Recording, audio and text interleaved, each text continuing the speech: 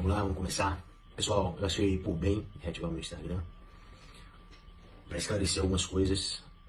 A minha ausência durante todo esse tempo sempre foi motivo, sempre gerou muita especulação, muitas teorias, mas eu junto com os meus advogados, visando manter a minha privacidade e a dos demais envolvidos em toda essa história que tinha sido totalmente exposta à época, como o meu processo segue em segredo de justiça, havíamos optado por só nos manifestar nos autos do processo.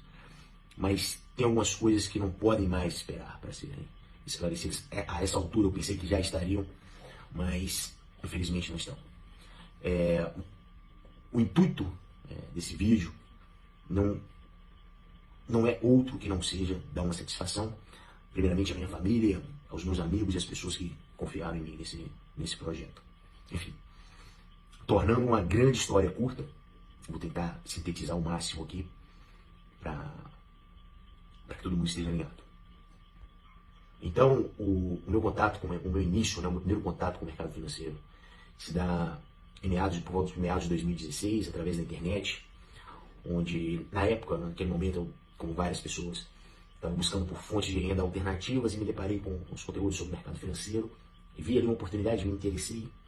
Em seguida, eu comecei a me aprofundar no assunto, percebi que era muito amplo, várias áreas, né? Então eu passei por ações, renda fixa, derivativos, câmbio futuro, commodities. E o que eu mais me identifiquei, a época, o que mais fez sentido para mim naquele momento, foi o mercado de futuros Bovespa, para ser mais específico, o mercado de dólar futuro.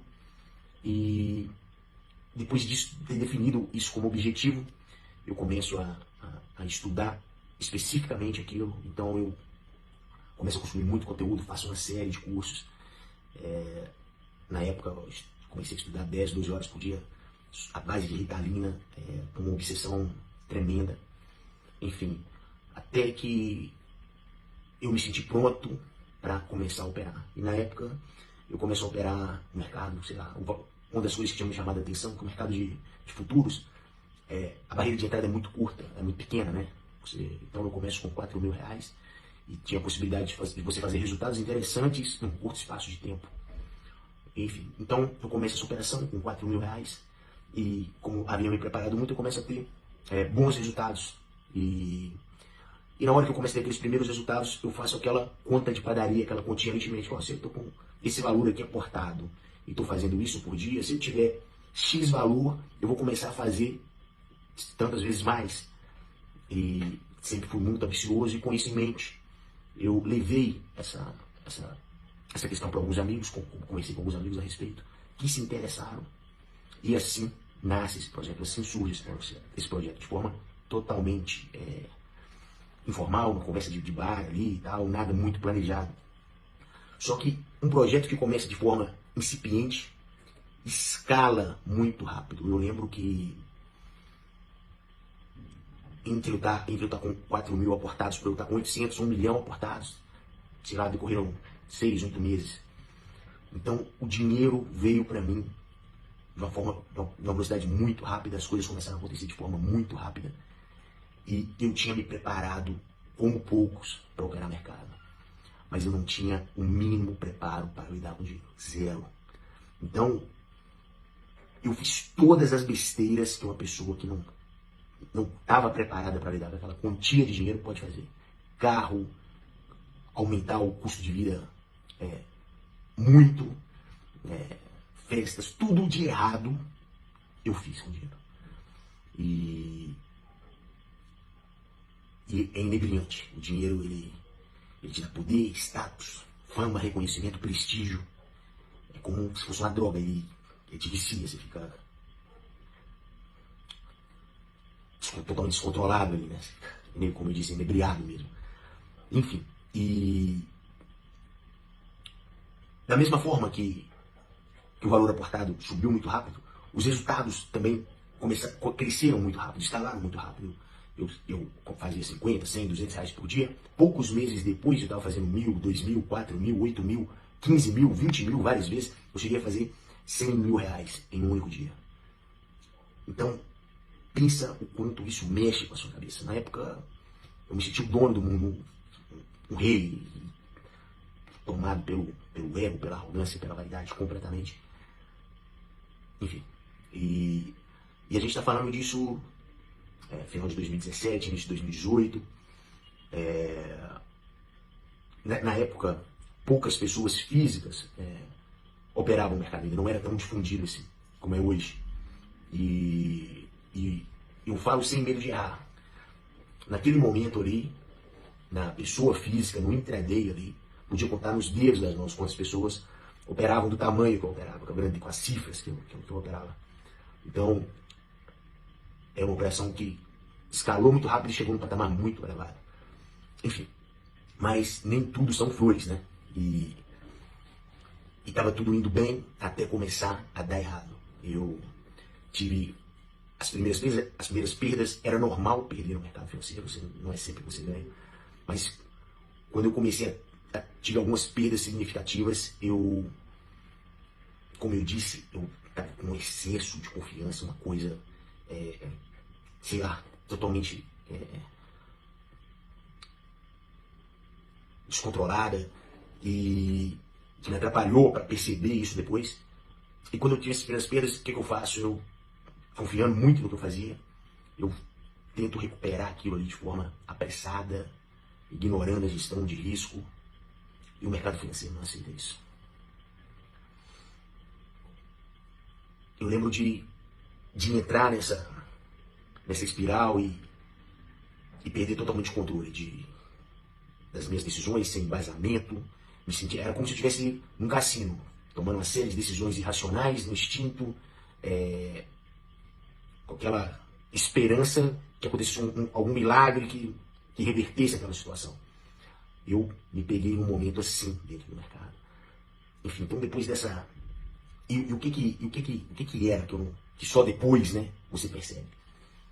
O mercado vinha numa frequência, numa banda, num patamar de preço, só que era ano de eleição, ano eleitoral. E eu nunca tinha passado por eleição dentro do mercado e tal. Então, no auge da minha arrogância, pensava que sabia tudo. E quando o mercado muda de patamar de preço, muda de frequência e tal, então tudo que eu fazia que funcionava antes passou a não funcionar mais. E eu demorei demais para perceber isso e aceitar isso. Eu estava em estado de negação, enfim. Mas só que operando.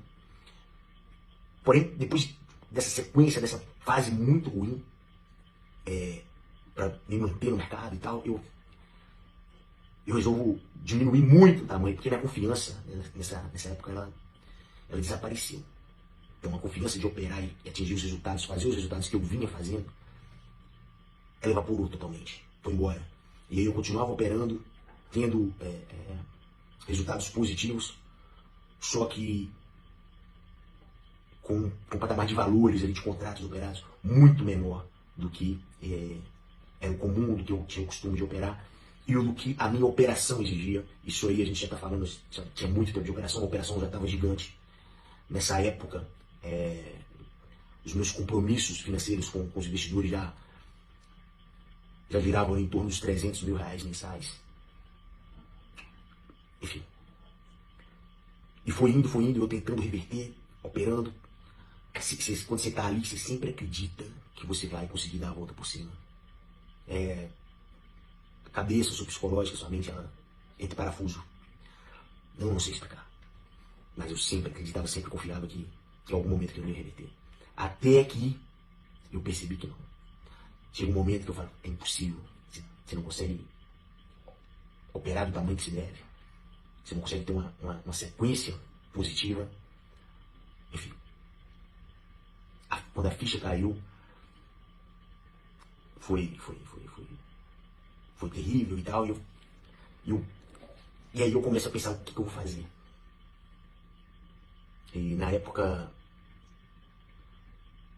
eu não queria, eu sabia que aquele prejuízo que eu tinha levado ali ia atrapalhar a vida de todas as pessoas que estavam ao meu redor. Porque a maioria das pessoas que entraram nesse projeto comigo eram os meus amigos próximos, estavam sempre juntos comigo. Então eu sabia que a minha ruína seria a ruína deles. Então era um peso que eu não queria carregar de forma alguma. E na época eu era um cliente, um correntista, né, relevante de alguns bancos, que eu era correntista, e tinha vários seguros de vida. E meus seguros de vida giravam em torno ali dos 10 milhões o valor segurado, né? Juntando todas as instituições. E como eu não queria deixar as pessoas naquela situação, com aquele prejuízo, eu não conseguia, quando eu percebi que eu não ia conseguir dar a volta por cima ali, eu decidi que eu ia fazer a única coisa que é necessária, a única coisa que é possível de ser feita, né, para você receber o segundo de vida. Se é que vocês me entendem. E, enfim. E aí eu começo a planejar isso, foi como seria feito e tal. E era uma coisa totalmente, era uma coisa, como que eu digo, solitária, era uma decisão, era um peso que eu carregava sozinho, não conseguia, não podia dividir com ninguém, porque eu não sabia o que fazer.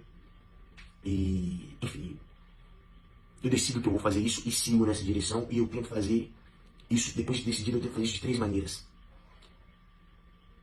A primeira chega a ser estúpida, mas eu cogitei, em um hotel que estava hospedado, beber, entrar dentro da piscina, beber muito, entrar dentro da piscina e me afogar. Só que tinha que parecer um acidente, né? Porque não podia ser enfim, vocês sabem o que eu quero dizer. E lógico que essa ideia não deu certo, né? É possível fazer isso, né? Mas ali no desespero, eu fiz questão de falar e parece ridículo, e é ridícula pensar dessa forma, mas para vocês perceberem o quanto que a minha mente naquele momento estava no limite do desespero e tal. E aí quando eu vi que quando isso não dá certo, eu falei, não, beleza, então vai ser de carro, eu vou pegar o carro e na BR desce, tá o carro debaixo do caminhão, sei lá, de qualquer coisa. E aí eu até estudo uma velocidade que o impacto frontal seria fatal, para não ter chance de viver sequelado. Enfim. E assim eu faço. Eu pego o carro, saio de BH, na época estava em BH, pego o carro, saio de BH, pego o 381 sentido Patinga, à noite. E eu tento fazer isso. Chega uma hora que eu venho no sentido Patinga, paro perto de uma Levade ali, porque já estava chegando muito perto, eu não tinha conseguido até então, já tinha dado metade do caminho, não tinha conseguido fazer. Eu falei, não, daqui eu não posso passar, eu tenho que fazer. Aí eu paro num trecho da BR lá e fico indo e voltando, paro o carro em cena um morro que tem lá, saindo de uma Levade descendo ali. Parava o carro lá em cima, era noite, né? Então quando eu vi um farol lá embaixo, eu ia acelerar o carro, enfim. Passei horas fazendo isso. E não conseguia. Quando chegava, eu não conseguia. E ali, depois de não conseguir, eu queria fazer a noite, começou a amanhecer. E aí eu perdi totalmente a coragem. E aí eu falei, não, quer saber? Vai ser afogado é melhor, mais fácil. Mas na piscina não dá. Vou pra praia, vou fazer isso. No outro dia, eu já programei uma viagem pra praia. Combinei de encontrar um amigo na praia. E fui. E a ideia era chegar na praia, tomar uma cervejinha e tal, deixar o celular, as coisas. Com um amigo, entrar no mar, nadar até onde tivesse força e ficar por lá. E novamente assim eu fiz. Cheguei, fui pra praia e tal. Fui com um amigo pra praia, com outros amigos dele. Chegou um momento que eu faço exatamente isso. Deixo as coisas, falo que vou no mar, vou sozinho e entro. E ali eu conheci as duas forças maiores que eu me deparei até hoje na vida. A primeira foi o instinto de sobrevivência. É praticamente impossível você atentar contra você mesmo de forma racional. O seu senso de autopreservação, o seu instinto ali é muito forte. Então quando vocês verem uma pessoa que conseguiu fazer isso com ela mesma, ela está muito doente. Porque eu tinha todos os motivos para fazer isso e não consegui. E segundo, o mais óbvio de todos, o mais forte de todos, é Deus. Quando você está ali, ele começa a bombardear a sua mente de não, faz desse jeito, você vai conseguir, de várias alternativas, com várias ideias. E quando junta isso tudo, você se agarra à mínima esperança, mesmo depois que você já tem pensado em todas as possibilidades possíveis, você se agarra na mínima esperança. E foi isso, assim, eu fiz, tive uma ideia lá, e, enfim, eu volto, não consigo, volto. E aí a ideia que eu tive lá era, não, a gente vai conversar com seu amigo, vai pedir ele 300 mil reais e vai tentar reverter isso mais uma vez. E isso eu fiz. No outro dia, chamei esse amigo meu pra conversar. Contei pra ele essa história, pedi ele 300 mil reais. E é lógico, primeiro que ele não tinha, é lógico que se ele tivesse, depois de ouvir tudo isso, com certeza ele não me apoiaria, não daria, enfim. E aí ele me aconselha, voltar pra casa e tal, resolver, tentar explicar a situação. Aí eu vou pro hotel e é nessa noite que eu mando aquela mensagem para todos os investidores, todos os envolvidos nessa história. E por que eu contei tudo isso? Não é fácil falar sobre isso, mas porque eu quis escrever toda a história como foi. De forma sintetizada, né? Muito maior, tem muito mais episódios. Porque em momento nenhum eu cogitei fugir com dinheiro. Em momento nenhum eu falei, não, não tá dando certo e tal, eu vou pegar esse valor que tá aqui na minha conta e vou recomeçar a vida em outro lugar fazendo outra coisa. Isso nunca foi uma possibilidade na minha cabeça. Nunca. Então, era importante deixar isso claro,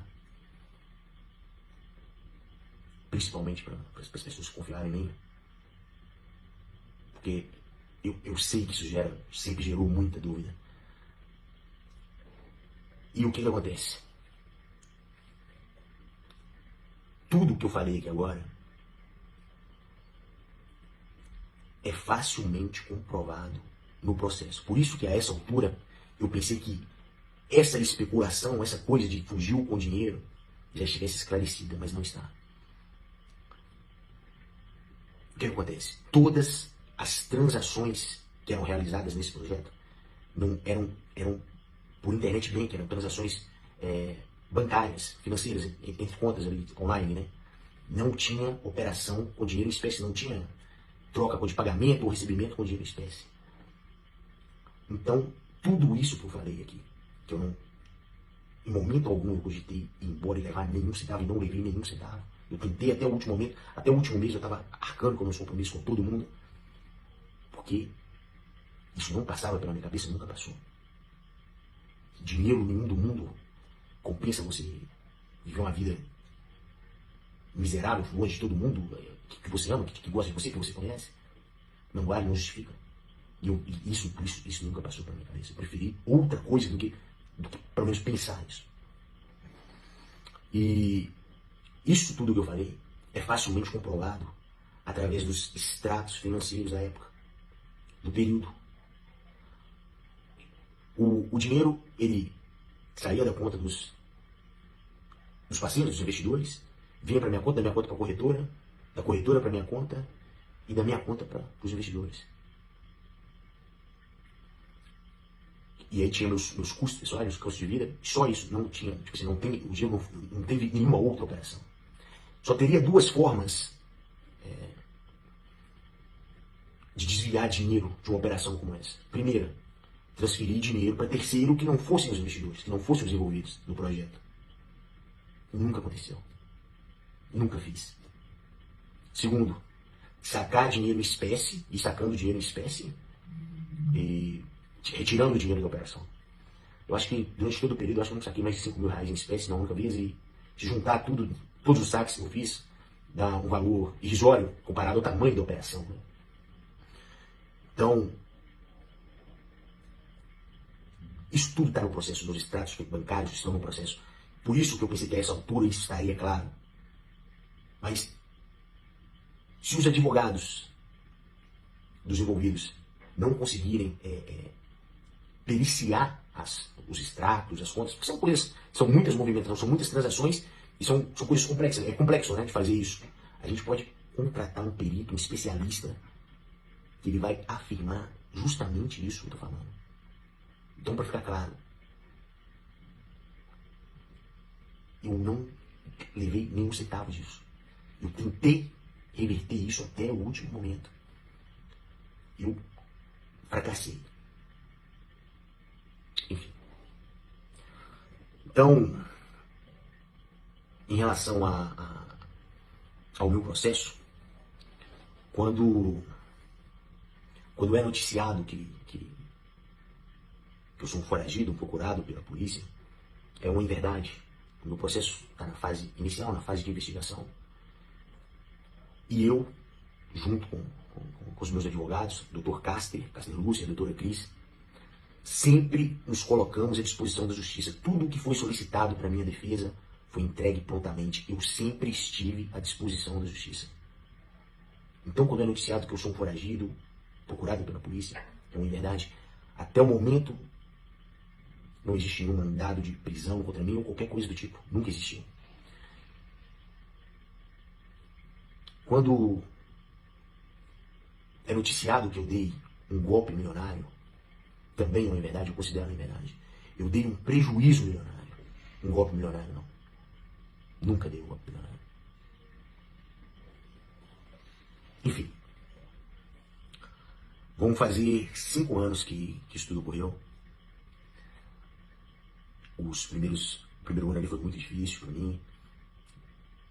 Mas desde que eu me recuperei psicologicamente, emocionalmente, eu decidi que eu iria dar o meu máximo, trabalhar como nunca, para que quando chegasse o momento, eu pudesse,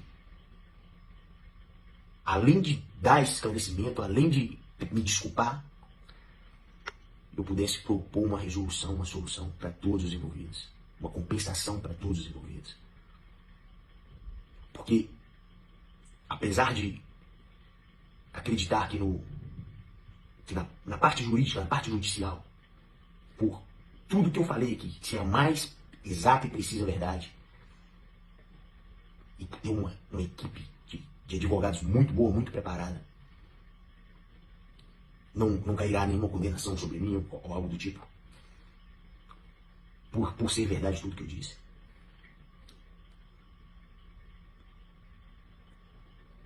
Eu não preciso de uma decisão judicial para me responsabilizar pelos meus atos, pelas minhas escolhas. Então, o que eu quero dizer com isso? A partir dessa semana, a partir de hoje, os meus advogados vão estar disponíveis para atender todos os envolvidos, todos, sem nenhuma exceção, nesse projeto, para a gente levantar os números e propor uma solução para isso, uma compensação por todo esse problema causado. Mas, para que não haja nenhuma expectativa indevida, tem que ficar claro o seguinte: isso não é uma devolução de dinheiro, não é um dinheiro que eu peguei, que eu levei embora e estou pegando e devolvendo. Não tem. A gente pode periciar, a gente vai periciar todas as contas, todos os extratos, tudo. E vai ficar claro, transparente, que eu não levei nenhum centavo. Então, esse é um ponto. É um dinheiro. O dinheiro que eu vou colocar para resolver isso é um dinheiro novo, que eu venho juntando durante todos esses anos, que eu não tenho nem perto de ter tudo. É um dinheiro que eu ainda vou fazer.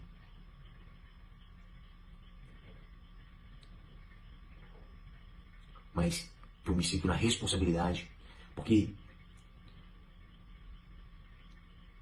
a minha paz, a minha consciência, as minhas relações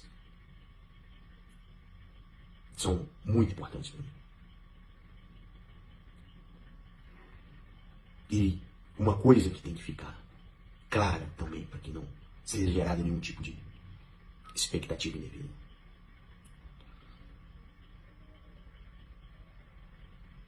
Algumas pessoas que eu conversei esses dias falaram: nossa, tal, você começou do zero e tal. Não. Eu comecei muito abaixo do zero.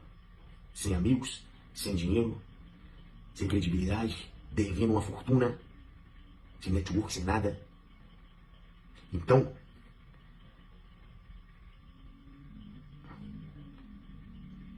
é daí que parte. é isso. Eu acredito que a gente vai conseguir chegar a uma solução para esse impasse, para esse problema. Durante muito tempo não conseguirei esse problema maior do que eu. Não vai ser mais. Beleza, pessoal? Então vou deixar um contato aqui dos meus advogados.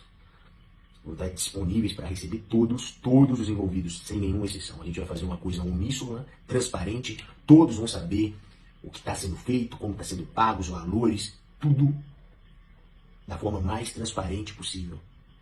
Vai ser feito de forma uníssona. Todos os envolvidos vão participar, vão saber. Tá certo? Então é isso. Valeu. Abraço.